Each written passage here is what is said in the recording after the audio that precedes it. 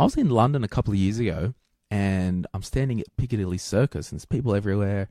I'm like, this is interesting. I'm the envy of my friends, work when I want, travel all over the world, but I'm not really happy.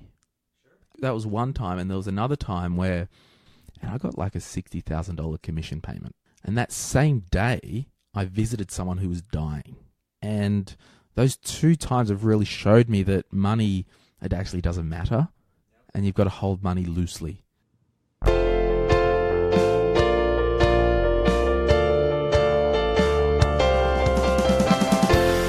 This is the Personal Finance Show.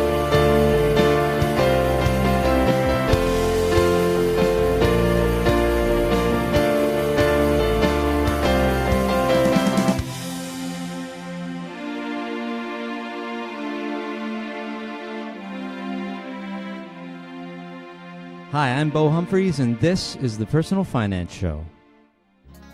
Glen James wants you to know that money doesn't really matter. Glen has a very successful financial planning business in Australia and hosts Australia's top podcast for millennials called My Millennial Money. Glen believes that if you follow your passion, focus on helping others, start your own business, and automate everything that you can, then the money will come. But it doesn't come overnight. Glen is in his early 30s, but he started in business almost 2 decades ago, and by the age of 25 had more real-life business experience than most people in their 40s. Glen didn't come from money, and he worked hard to get to where he is today. When the money does come, the thing to do isn't always extreme frugality and aggressive saving. You have to take care of future you and your fixed expenses, but once you're covered there, you should have permission to spend the rest and enjoy your life. Glen wants you to know that the pursuit of money alone won't bring you happiness. Money gives you options, but it should not be the goal. I didn't get to connect with Glen during my visit to Australia in July, but we were able to meet up later in Orlando during FinCon 2018, where he shared his personal finance story. So I guess my first memory about money, I don't know the exact age, but I would have been under 10 years old, and my grandfather had property. And he had 22 acres. Oh, wow. North of Sydney, 3.5 hours. Like, it was the countryside, beautiful. Okay.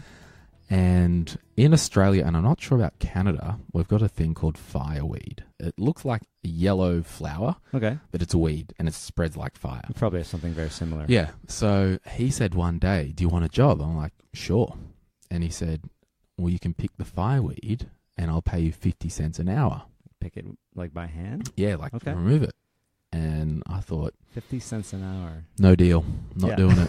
Okay. I'm thinking that's too much exertion for such a small return. You knew that already somehow. Yeah, and I was under 10. The biggest problem and the biggest asset that I've got in my life is being self-aware to a fault. Interesting. Which even saying that is Not very... early. So, you're pretty aware of that. Yeah. Which is good. So I it's funny, like, so I thought I'm just not, and it's kind of, I look back now and like my business ventures and whatnot, like if it's not actually worth it, I won't exert the energy. Well, that's pretty smart. I think that's what they teach you in business school. Right. Like if you think it's not going to pay off, don't even start it. Do the risk analysis first. So you have that maybe built in? Yeah, I think so. Yeah, interesting. Yeah. So that was my first. Did you negotiate him up? No. You just said, no, I'm not going to do it. Not doing Grandpa? It. Yeah. Yeah, Pop. Pop, is that the term in Australia? Okay. Yeah. Well, there's both, but he was Pop. Yeah. And so did you start doing something else then at that point to make money, or did you care about making money at that point? No, not really. But you didn't need it. Did you need it for anything? Well, I was under 10, so what did your parents what if you need sweets or? Well, they would just buy it for us. So they would buy you things. We never really had pocket money. Yeah, like an allowance or weekly do chores around the house. Yeah, no I matter, mean, like we would help out. Yeah, I remember like I would have to mop the floor and vacuum and do the dishwasher and stuff like that. Yeah, which was just part of being a part of the family, right? Yeah, exactly. I like that way of doing it, because if you're not going to just include it as part of being a kid and being part of a family, Mm. then at least structure it like a job would be, so that they get used to that. Like, you've got to teach them something, Totally, right? If they just do like a half-assed job and then get some money, well, that's what they're probably going to do when they get the job. Exactly. And so it's just, I got to think about what is allowance for it. So you didn't even do that. That structure wasn't there. Not really, but I didn't want for anything as well. So Yeah. it was really good. What were your parents doing for money for work? They were just, Dad was a truck driver interstate for many years. Yeah. Mum worked at the pharmacy. Okay. Like as an assistant? Yeah, or- yeah. And then Dad started his own business Okay. and had a cleaning business. So entrepreneur, yeah, your dad? yeah. And he owned his trucking business. So, and my grandfather was also a small business owner. So Okay. it was kind of destined that I would work for myself. You probably I got guess. someone to pay 25 cents to do the... Exactly. He was offering you a high rate. Maybe. So, but who knows? He might have been prepared to negotiate to That's $2 right. an hour. but Yeah, no, he's I'm just like, starting low. Based on that spirit of Yeah. negotiation, I don't want anything to do I don't with like you. the way you started, Pop. That's this first offer is insulting to me. Exactly. So I guess for me, fast forward, I was 16 years old, 15 years old, always had Mhm. an interest in shares and entrepreneurial Okay. books. And Yeah, okay. I remember reading Rich Dad, Poor Dad like a million years ago. Really, and as that an was- early teen? Yeah, that was like my first Wow. thing. And then, And just for people who don't know, what's the quick summary? Is you have to get property or assets. well, right? no, for me, the Rich Dad, Poor Dad book, and I tell my listeners, if you haven't read it, Mhm. do it tomorrow, like, because it's a mindset yeah. thing. Yeah. So the premise is this young man, he grew up under a father that was a school teacher, safe government job, Yeah. and he had a friend's dad who was a very wealthy property investor, and they had two different schools of thought.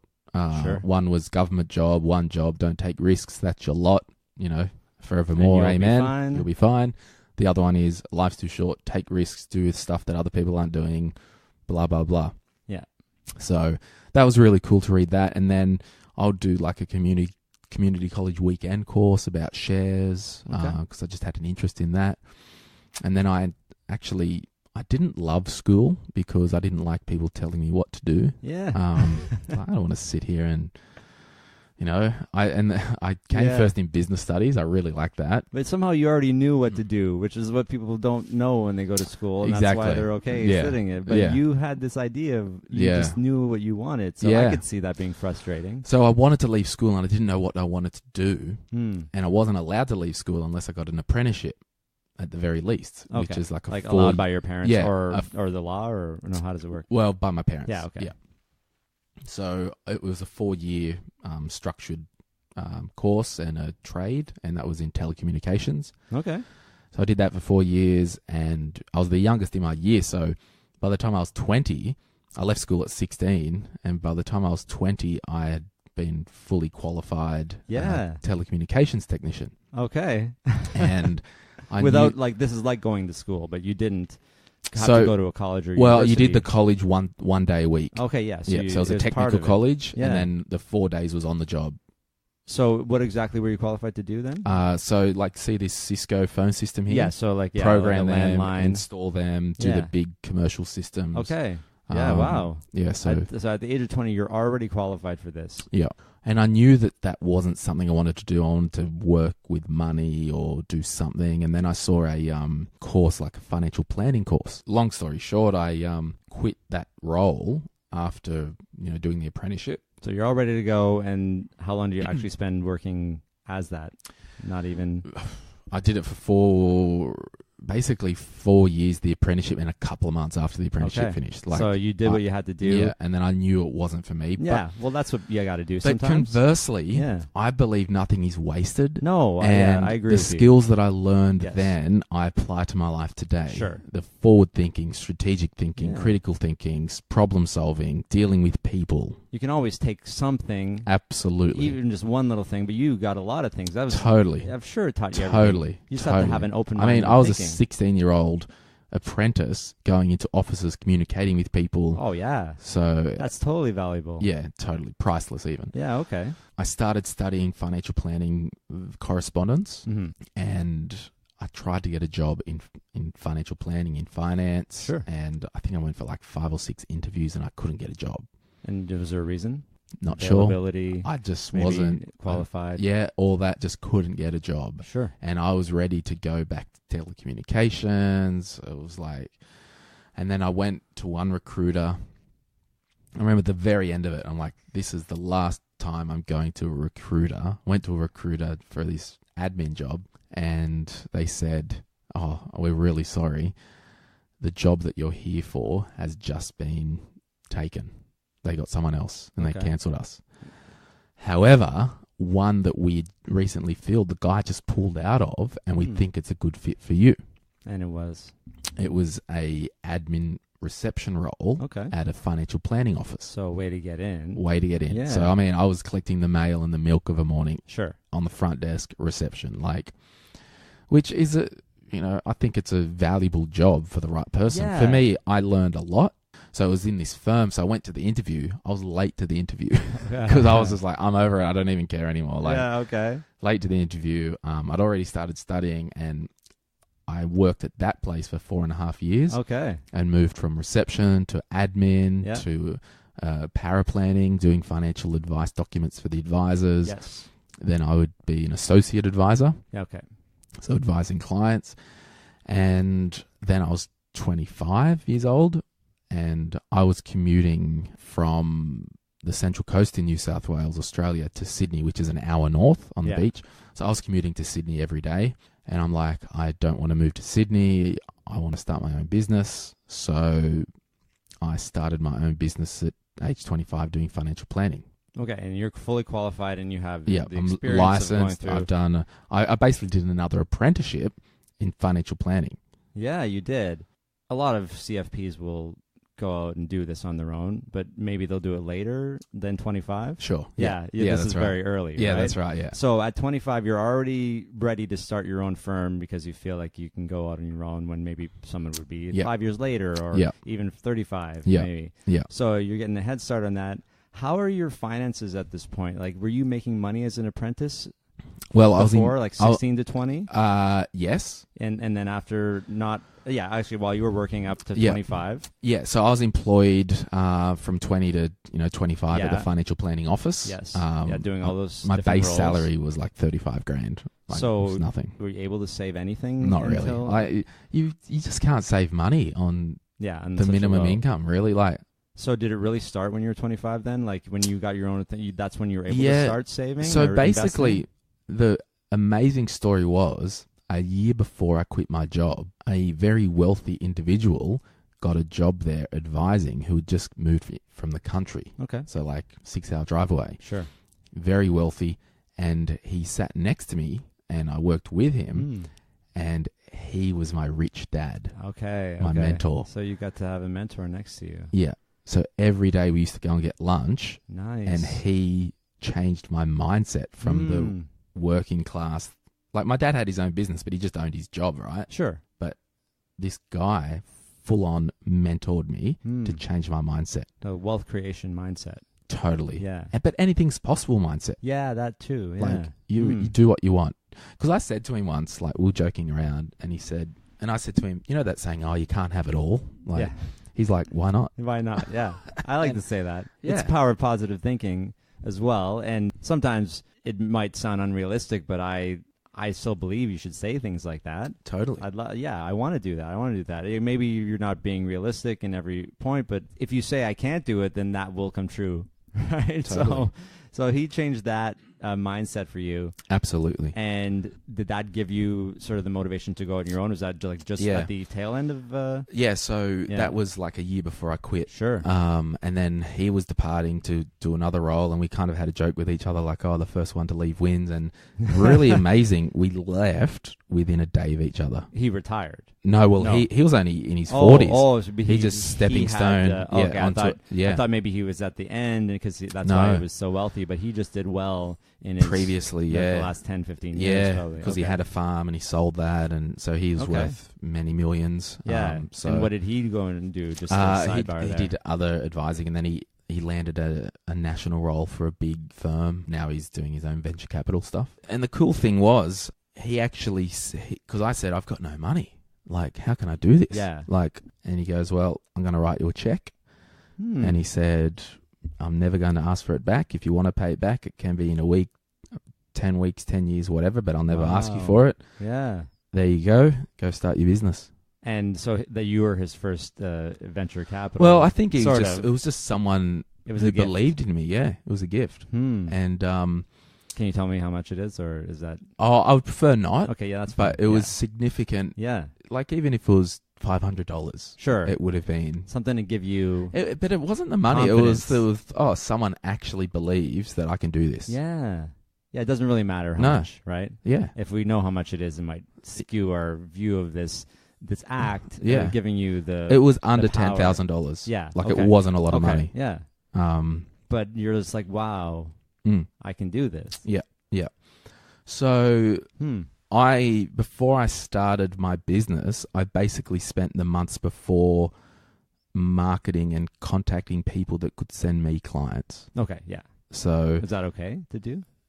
I guess Like, if, do what I want, right? In hindsight, though? Yeah, I didn't mind. I mean, I took a couple of sick days and Okay, yeah. went and talked to other businesses and said, hey, I'm starting I focused on insurance first, like life insurance, Yeah. income insurance, because I started approaching mortgage brokers for them to refer me clients, because if I couldn't get clients, I couldn't make money. No. And so I spent the first, I think in my first year of business, I met with 42 businesses in my area Yeah. to refer me clients. And why would they choose you?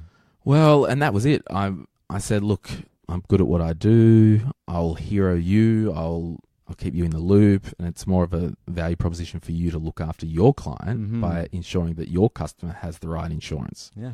And I won't farm them out to any other brokers, blah, blah, blah. Okay.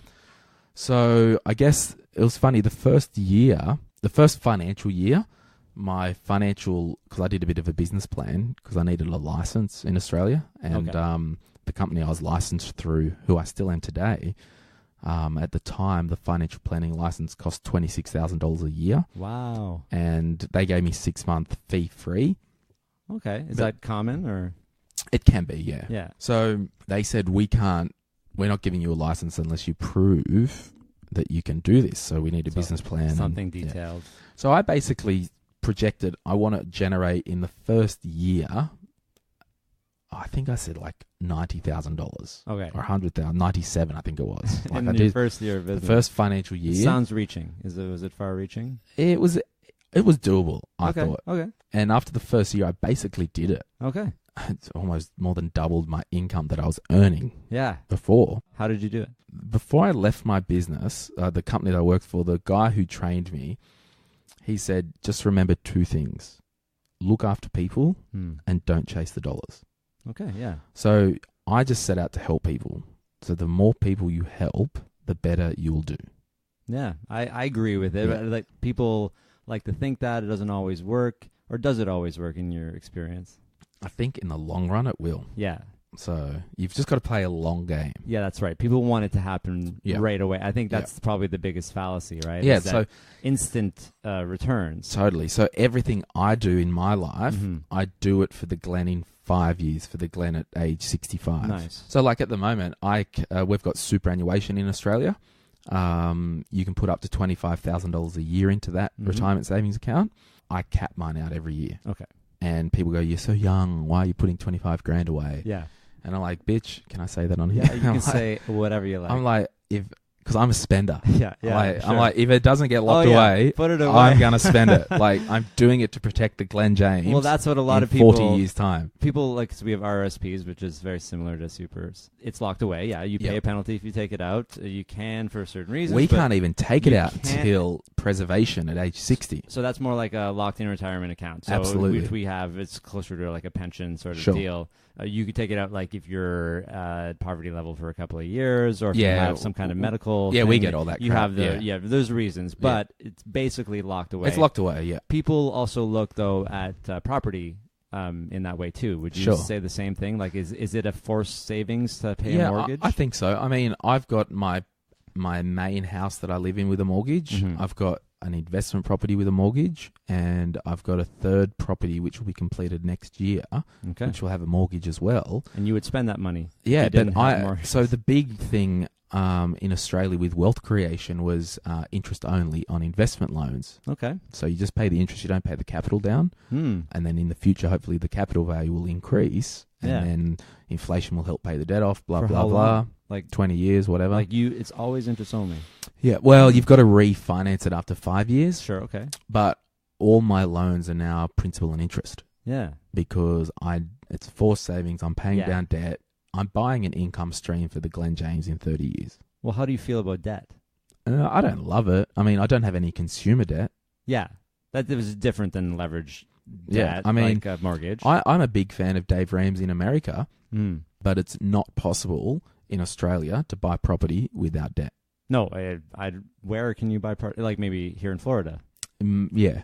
because it's like $100,000 Yeah. property. Yeah, I mean, my first investment property was $450,000. Yeah. I mean, no one's Who's gonna saving that. No one is. Even if you started early like you did, or you like people can do it if they get, say, gifts or from parents, or if you have an early inheritance somehow.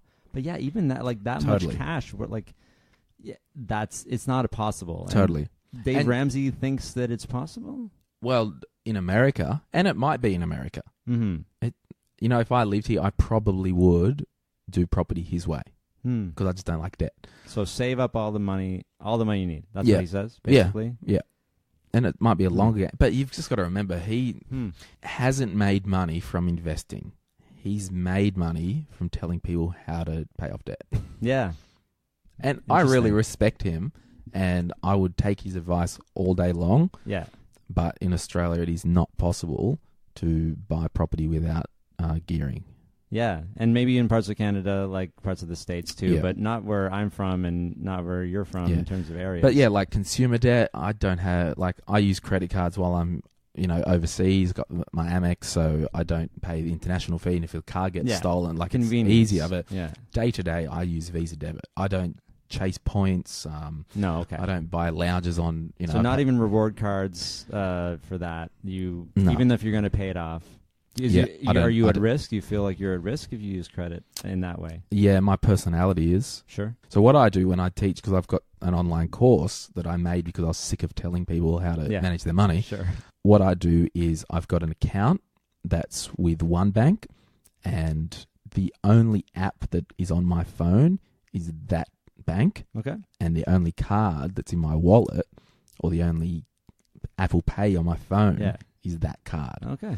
Now, I call that my blow account, Yeah. Okay. and I put $600 a week Yeah. into that blow account, Okay. and I don't have to use my brain. I can just blow that money. Oh, yeah. Food, entertainment, going out, you know, anything. Don't use my brain for, and I do that weekly.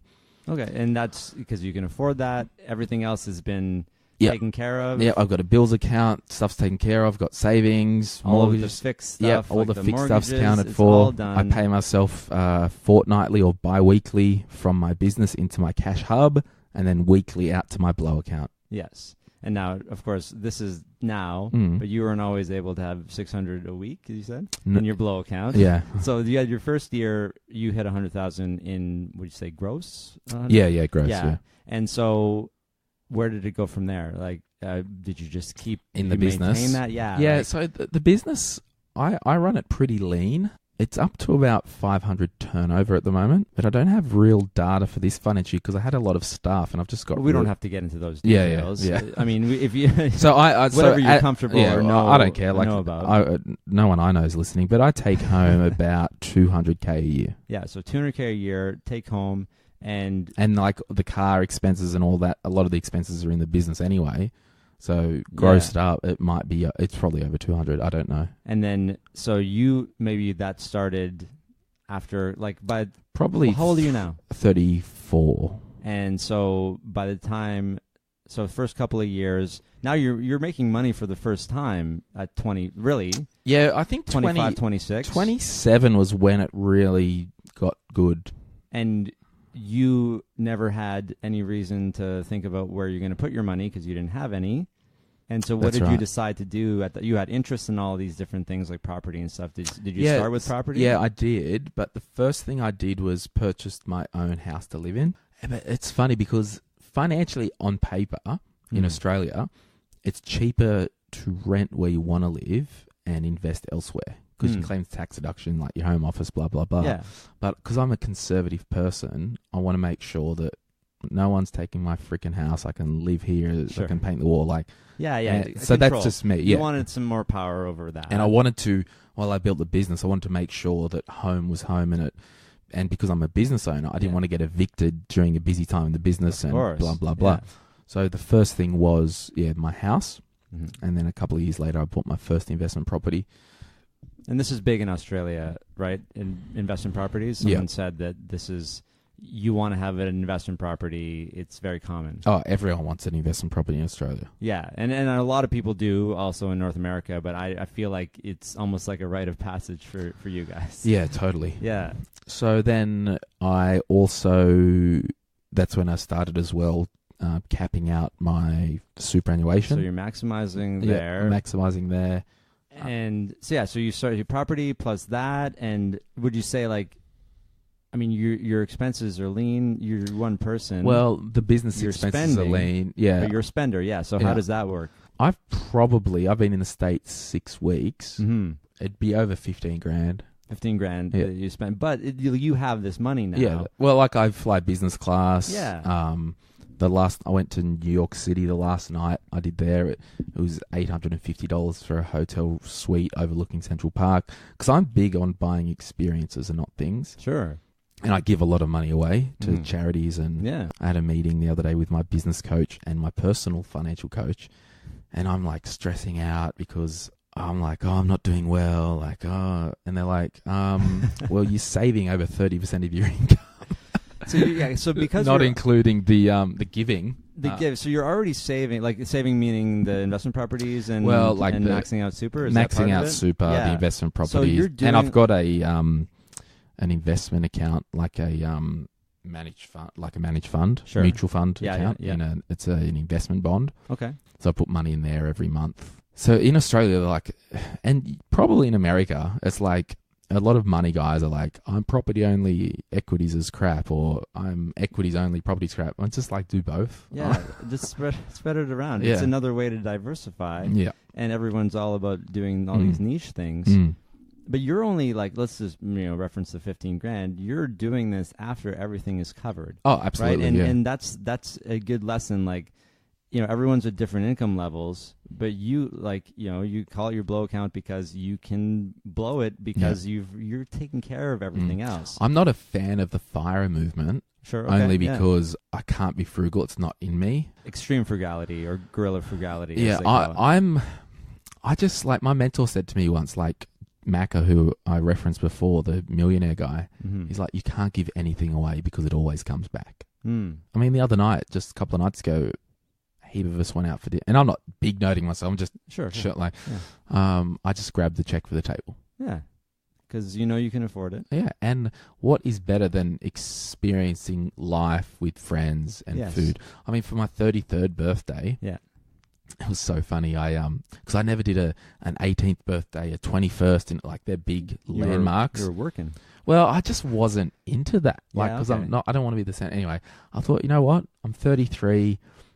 I'm going to hire a place, and I think I invited 30 people. Sure. And it was a sit-down dinner, and my designer, we worked with the restaurant, and it was a cool bar, restaurant, food place. And because my dream, like, I remember when I was like 20, I'm like, if I could go out for dinner and pay like $300 for some people for dinner, like, that would be so cool to shout, my friends. Yeah. So anyway, we got the menu. My designer did up a menu that I chose the food from the restaurant. We did it in the same restaurant theme, and it said you only turn 33 once. Okay, yeah. And so I invited all my friends. We choose a 3-course meal, choose what you want. The bar was open. Like, the bar girls, when I was organizing it, they're like, oh, do you want just wine and beer?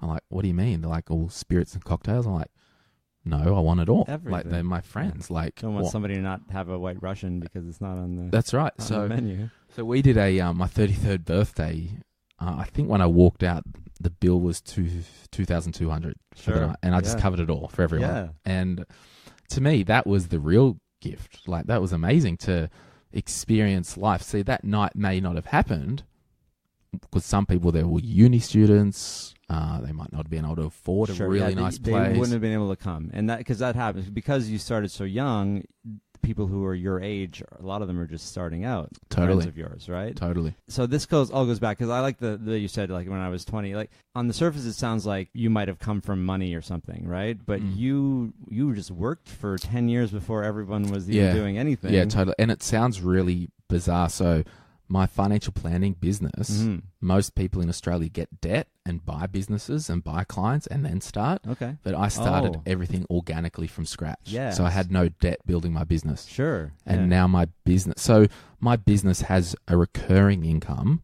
of about 350 grand. Yeah. So that's why I don't need clients anymore. Okay, so you're good. Yeah, so I've leaned it up. So I want to take 200 home and not need to worry about new clients. So 34 years old now. Yeah. So how does someone do what Glen James did? Like, do they have to do that, apprenticeship? You start early? Yeah, I think, well, it's just, I'll say, I was at a cafe the other day, and there was a young girl who I know she's just finishing year 12, or she's just going into year 11 or something. Okay. And she works there, and, I know her, and one of the other girls said to me, "Oh, Glenn, she's just about to drop out of economics. You're in money. What should she do?" Yeah. And I said, she should do what she wants. Yeah, that's right. I actually think if you're listening and you're in school and university isn't for you, go and follow your passion. As long as you don't get pregnant, get on drugs, or end up in jail, like, go to university when you're 25. Yeah. I didn't know what I wanted to do when I was 25. Sure. So live, get some experience. So how would you do what I did? You need to do something you're passionate about. Yeah. You've got to run your own business, unfortunately. Because otherwise you're capped for income. Income's capped. Yeah. You need systems and processes. So, like, my financial planning business last year when I was taking new clients, there was, say, 20 purple folders in my new clients. We could print a report and see where every single one was at in the process. So I had maximum efficiency in the business. Yeah, it's important for scale, which is what you did. You to start making 100,000 in your first year, you would have had to. I'd had to have systems and processes. Yeah. And the thing is, it sounds weird, but I wanted to set up the business so each client I sat down with, they felt like they were my only client. Yeah, as they should. Yeah, but in the background, it was a sausage factory. However. Wait, what does that mean? Can you a sausage factory? Well, you know how they make sausages with the machines where they just they roll them out. So, so it's really just all the same. So that was happening in the background. In your business. Yeah, but the key thing is, don't be misunderstood at key steps in the advice process. Obviously, the advice and product is different. Interesting. But the process is the same for every client. So you might seem like you're taking the humanity out of it by making it automated or efficient process, but the parts of it are human. Totally. So the email, like, after every time you would meet with me, if I met with somebody 4 times as a new client, after they would leave the office, they would get an automated email that's written in a language like I would write it. Yeah, exactly. And you did spend time. This is what you would want to communicate to your client. Saturday. Yeah, Saturday nights. I'm doing the processes, the systems, and I taught. Yeah, so a lot of it is do what you love, do it for yourself. Yes. Get systems and processes. So anything you have to do twice, it's the same. It can be automated. And how many? You probably worked a lot at the beginning. Yeah, totally. Like, how many hours would you say you were working a week, or just to be honest, always working. No, not really. No, really? Okay. I probably only, on average, over the last 8 years, average 3.5 days a week. Okay. Maybe 4. So it's the systems and processes. Yeah. You would have developed them at the beginning, maybe spent a little extra time then. Yeah. To get the process going. And then I don't like working. Remember when my pop wanted me to do stuff? Sure, yeah. But I love doing the vision and helping people. Yeah. I love setting up the systems and the processes. So I guess, what is a financial advisor doing at FinCon? Yeah, good question. Well, especially you, we know you have a podcast. Yep. I mean, you're pretty set right now. Yeah. Yeah, so I guess if I really wanted to, I could literally, like I've been in the States for 6 weeks. Yeah. I've probably emailed 2 clients with a question or issue. Yeah. I've got a PA who's does a lot of my legwork and she's the main contact. Okay. I could just do whatever I want whenever I want. I was in London a couple of years ago and I wasn't happy, and I'm standing at Piccadilly Circus and there's people everywhere, and it was a last minute trip to London, and I'm like, this is interesting. I'm the envy of my friends, work when I want, travel all over the world. Yeah. But I'm not really happy. Sure. And to me, that was one time, and there was another time where I got I do a lot of business insurance, so big business cases, and I got like a $60,000 commission payment. And that same day, I visited someone who was dying. And those 2 times have really showed me that money, it actually doesn't matter. Yeah, okay. And you've got to hold money loosely. Yeah. Like, yes, I've got to provide for future Glenn, which I do. Mm-hmm. Yes, I've got to give charitably, which I probably give away 15% of my income to charities. And wow. So a lot of my income goes to saving. All I do is give, save, spend. Yeah. That's all I do. But yeah, the money, you just got to hold it loosely.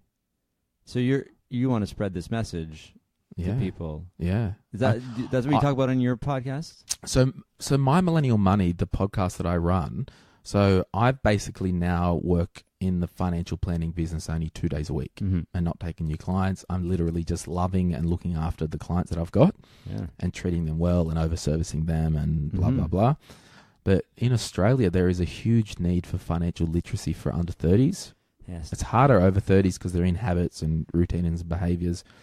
So I started a blog, sortyourmoneyout.com, and then I started a podcast 6 months ago, My Millennial Money, and it's basically infotainment. Okay. There's myself, John, who's a property investor, yep, and then a friend, Erin, who's not in finance. And we talk about topical things just chat about it like friends. Yes. So it's engaging, and yeah, it's going really well in Australia. So what I do appealing now... to millennials. Totally. Right? Yeah. So off the back of that, I did a lot of, money and cash flow coaching because I hate budgets, right? Sure. Like, don't tell me I've got to log $4 on a coffee.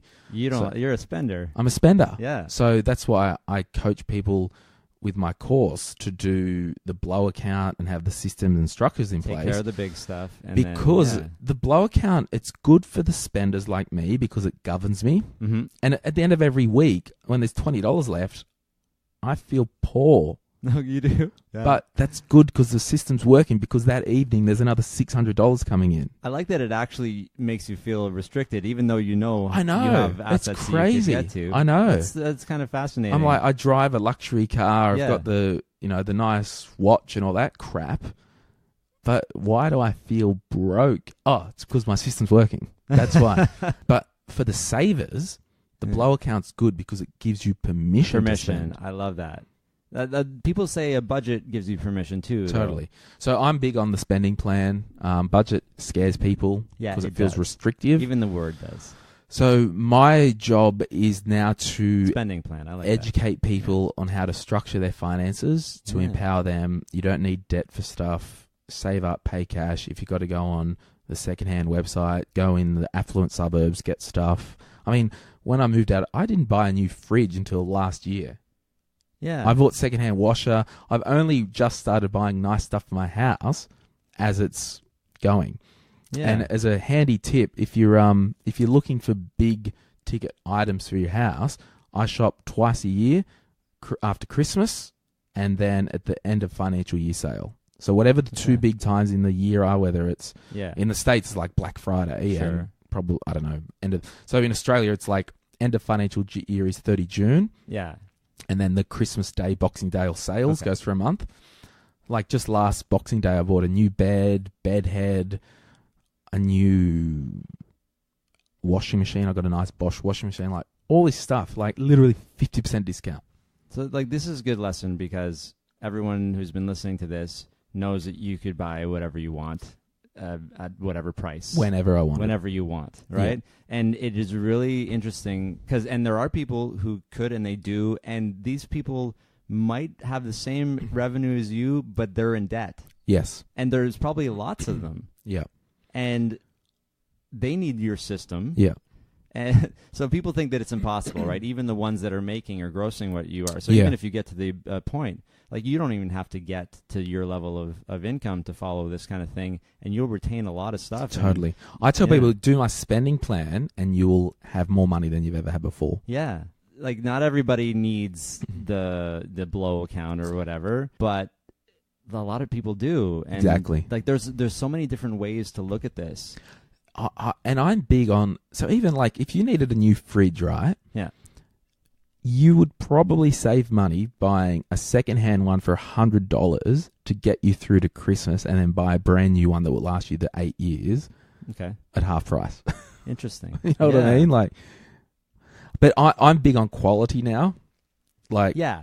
Well, that's important too. I'm big on quality, and I can afford it. So, for example, these boots. Yeah. $600. But they're great quality. Amazing quality. The most comfortable things in the world. They're RM Williams, if anyone's listening. They're Australian made. There's RM in New York, so they're obviously over this side of the world.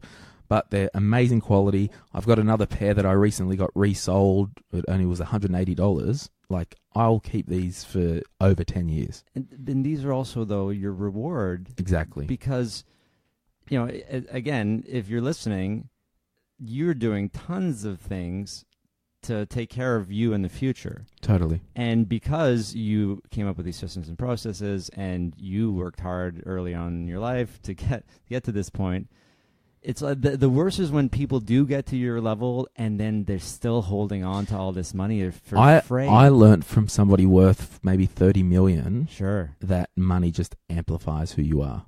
Okay. And what it does is it's just amplified my generosity. Yeah. And I can because I've always liked quality shoes, quality jeans, the watch. Like, this is, I saw this Omega. It's funny. I'm not going to promote this episode because I don't want to have my listeners. No, but no, it's a really good point. I guess like you didn't start this when you were 26. You didn't have these boots and watch and shoes. No.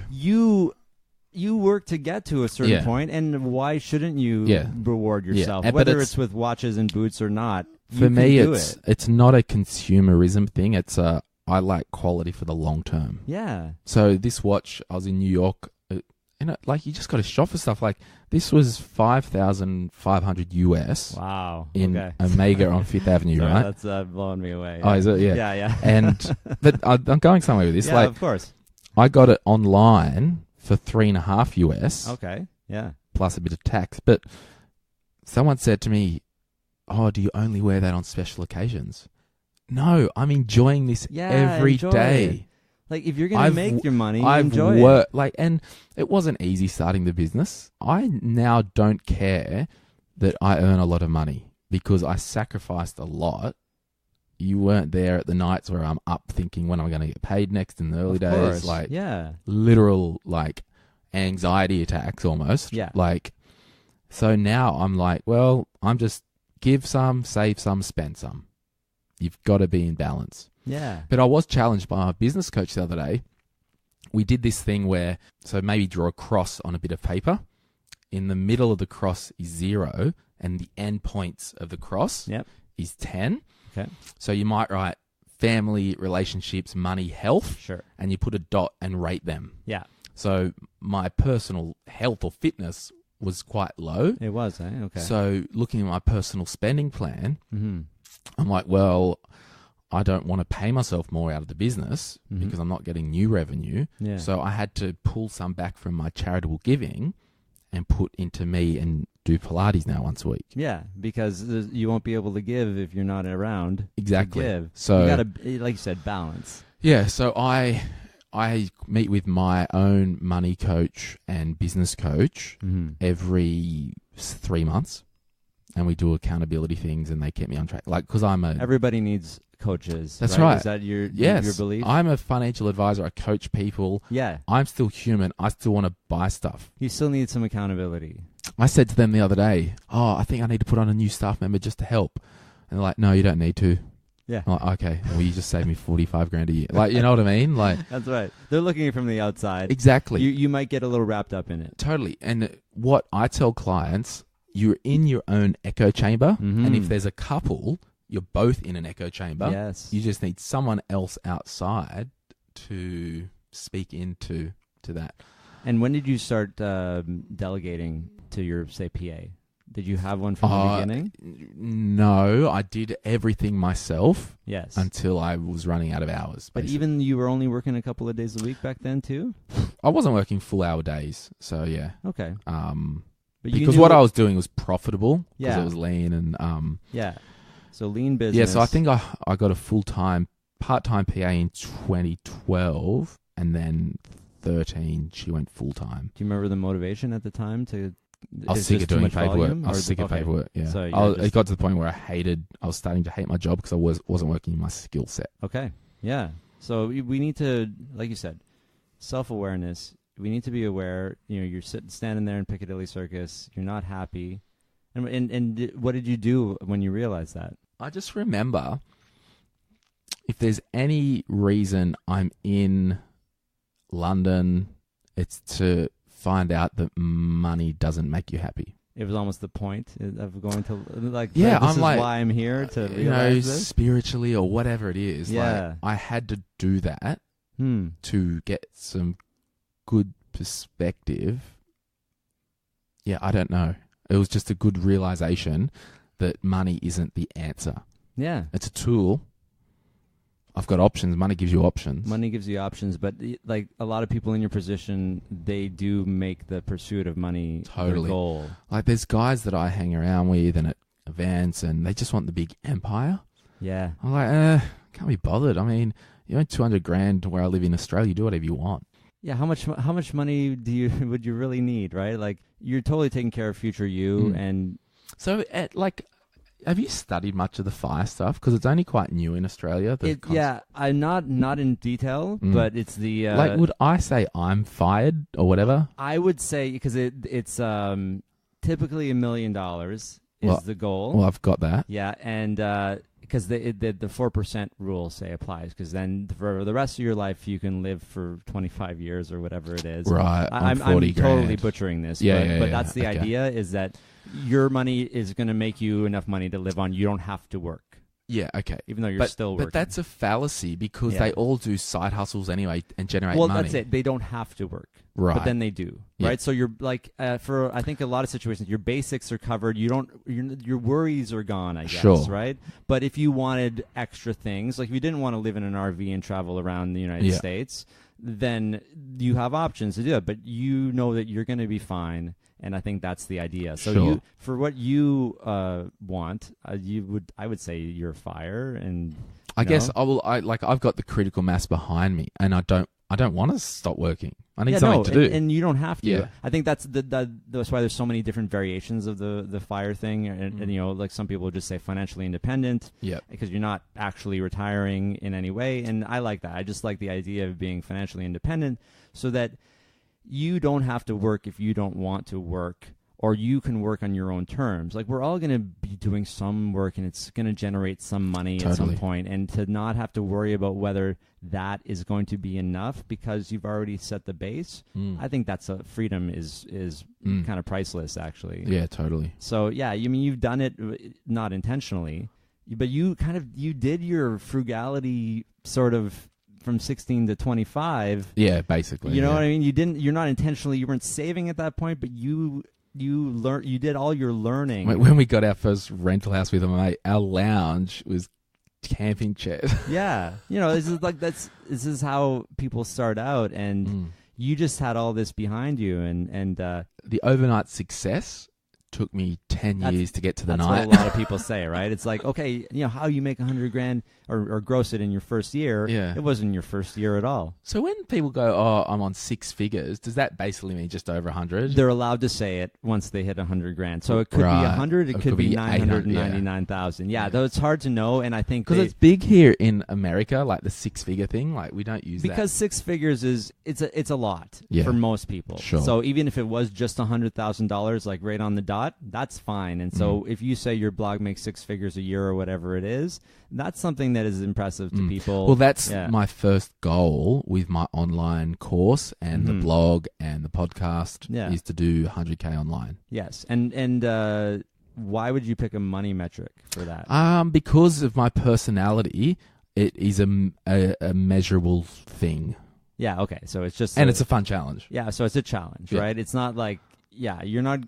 It's literally... I'm around hundreds of people that are making money online. Yeah. I always like, how do they do it? I'm like, I'm going to give it a crack. This is a game. This is a competition for you. Yeah. But also, every time somebody buys your course, it's helping them. Totally. And that's like, I like that that's kind of always been your thing, right? Is like all of the stuff that you're doing here is like using all of your skills to help people with the financial literacy. And of course, I'm sure your planning clients are doing quite well. Yeah. This is really good. It's a very different story, right? It does seem like rich off the bat, right? But it's not. It's a lesson about kind of working hard and building things up. It was funny, like last year, a heap of advisors came to FinCon from Australia. I was the only one flying business class. Yeah. And they're all my age, and they probably do have money and don't want to spend the money on it, but you like to spend when it makes a difference to you. Yeah, like there's things that I enjoy, like somewhat like a lot of people. It's funny, I've got friends and they're designers and all that, and they're like, you need a rug in your house. I'm like, I'm not spending $1,000 on a rug. I'm sorry. You have your priorities, experiences, as you said, and I think I've flown business class once by accident. Yeah. Or I got an upgrade. And from Australia especially, if you can do it, do it. Why do you have all this money? And I want to repeat this again, that I said it a couple of times. It's not like you're spending all of your money. You've taken care of the savings and investments already. You're spending the extra, and people need that permission to do that. Totally. It doesn't matter if it's business class flights or just going out to dinner. If you've taken care of everything else, please just do that. Yeah. Right? Spend your money after you've taken care of my friend Shannon Lee Simmons wrote Worry Free Money, and she's like, take care of the fixed stuff, and then you have the bucket left, and that's yours to do what you will with. Totally. And so, this is all really good lessons. So your podcast name again? My Millennial Money. My Millennial Money, and it's focused on Australians, but not... Yeah, I mean, the concepts that we talk about cross any borders. I mean, we've got listeners in Canada, America, but if we talk a little bit, and we don't go technical, but if we talk about superannuation or insurance or health insurance, it's going to be Australia specific. But the messages are the same. Totally. Like I grew up, like Dave Ramsey's show got me through building my business from 2010 because I didn't have, and you had some books and maybe radio shows and stuff, but not the volume that there is in America, and of course, Canada's the same, right? I mean, the volume is not the same, and things are slightly different, but the messages are all the same. Totally. And so, in the website, mymillennialmoney.com. Perfect. And so people can listen. You have a bunch of episodes, right? How many have you made? I think we've got 26 or 7 at the moment. Yeah. Okay. Yeah. Yeah. So that's awesome. And so we're in Orlando, Florida at FinCon. Are you? Will I be seeing you in Washington next year? Yeah, I think I have to. It's closer to home. Yeah, it is, and I have family there, so maybe they'll let me stay too. Yeah. So I don't have to stay and pay $40 a day parking. Apparently, that's what somebody posted in the forum. I saw that. Yeah. It's 18 here, but I got a nice. Man, if this conference was in Sydney, it'd be $80 a day. That's it, right? And of course, no. Well, some people would probably fly, right? There. I mean, I was there. If it was when I was there, that would have been great. So you're going to come back? This is like something... I purchased my ticket today. You already... And I might do the same. And I mean, it's the cheapest. It's the cheapest, and you hedge your bet because you get the online... You can always transfer it at pretty close to the date, I think a month before. Yeah, I'll be here. Yeah, I'll be here. Yeah. I think I will too. I have to work a few things out, but clear it through head office. We'll figure that out. Okay. Well, thanks so much, Glenn. No worries. That was fun. This is really good, and let's just keep talking about this stuff, right? Perfect. All right. If you like this episode, please subscribe to the podcast on Apple Podcasts or wherever you get your podcasts. If you're already a subscriber, thank you so much. I'd love to get your feedback on this episode in my new Facebook group. To find the group, go to Facebook and search for The Personal Finance Show. Once you're approved, you'll be able to interact with me and previous guests of the show and other fans as well. Thanks so much for listening to this episode of the Personal Finance Show. Next week, my guest will be Elizabeth Namovsky, host of the new TV show Finance is Personal, a lively educational talk show featuring female guests with an emphasis on financial literacy for women.